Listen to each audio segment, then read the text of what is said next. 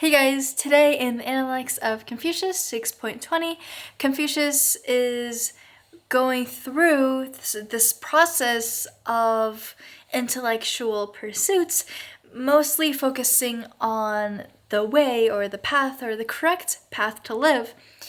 But it could also apply to other things. But anyways, the process is first to understand and then to practice, and then the mastery part where you've already seamlessly integrated it into who you are, your identity, and you're just finding absolute joy in it no matter external circumstances. And without further ado, let's get started. 6.20, the master said, "To know something is not as good as to have a love for it. To have a love for something is not as good as to find joy in it." Okay, so 3 different phases of this process, and we'll focus on the first one right now, to know something. So to know something, this is like to understand something, or that something is really just the way. Or yeah, you can apply it to anything else as well. But any intellectual pursuit, you're understanding it, and you're understanding how it works, its processes, and what it essentially is talking about. But this is a really passive. This phase is really passive, and you're not really committed, or you're not really internalizing it into your life. So this phase is like, you know it exists, so it's in your head. And then moving on to have a love for it. So here you're going from the head to your heart. So you actively try to pursue it and practice it, and really hold it close to you, and you keep it in your mind no matter what. And yeah, you're just practicing, and you're deliberately choosing to follow it just out of this earnest fondness, this sincere fondness of it, and a desire to grow, or grow morally as a person. And then to have a love for something is not as good as to find joy in it. So find joy in it, this is the final level. And essentially it's more than having a love for it, as in you don't even need to think about it anymore. You just do it. You just practice it. And in terms of the way, the Dao, this is seamlessly integrated into you, into who you are. It's become a part of you, and yeah, you don't even need to think about it, and you stop treating it like it's a goal that you have to pursue, and you stop treating it like it's a set of rules to follow. It's just that you find pure joy in doing the right thing. And what you do and what you say are completely aligned with the Dao. And you don't even need any kind of external validation or anything of the sort.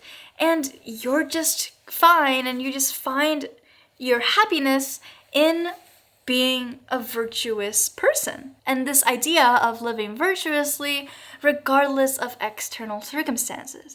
So what 6.20 is saying is that no matter how much you understand something, whether that is the Dao or something else, without a heartfelt, genuine joy or love for doing this thing or understanding this thing, and without active pursuit and active practice, you'll never truly get better at it, or you'll never truly grow morally as a person, which is essentially the goal here. And Confucius isn't exactly saying that any of these steps are good or bad. And he's absolutely not saying that intellectual understanding is bad just because he places that at the bottom of the hierarchy, or at the start of the step up.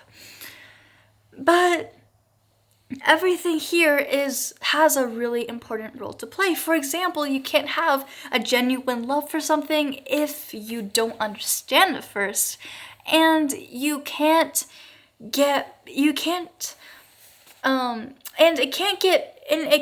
be a part of you unless you have a genuine love for it and unless you practice it a lot of times.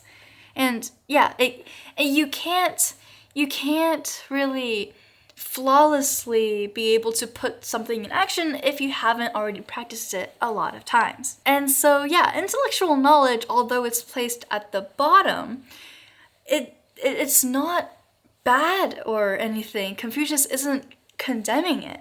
It's actually a really essential thing because it is the foundation. This intellectual knowledge, this first part of the steps of the process, it's the essential foundation. You absolutely need it in order to go up. It's the building block, and without it, you won't get anywhere. So it's this type of the type of process is like each step transcends the next. So you go up and up and up in your understanding and in your mastery of whatever subject you're trying to pursue. And this connects back to the Jun, or the gentleman, or Confucius's idea of the ideal person who follows this Dao.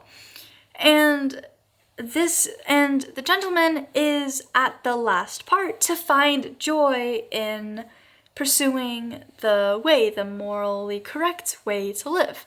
And he's not forcing himself to like this way or anything, or forcing himself to do things that are morally aligned, but he himself embodies the values of the Dao. And it's where doing the right thing feels like the natural thing to do, and that's ultimately your goal as a Confucian scholar.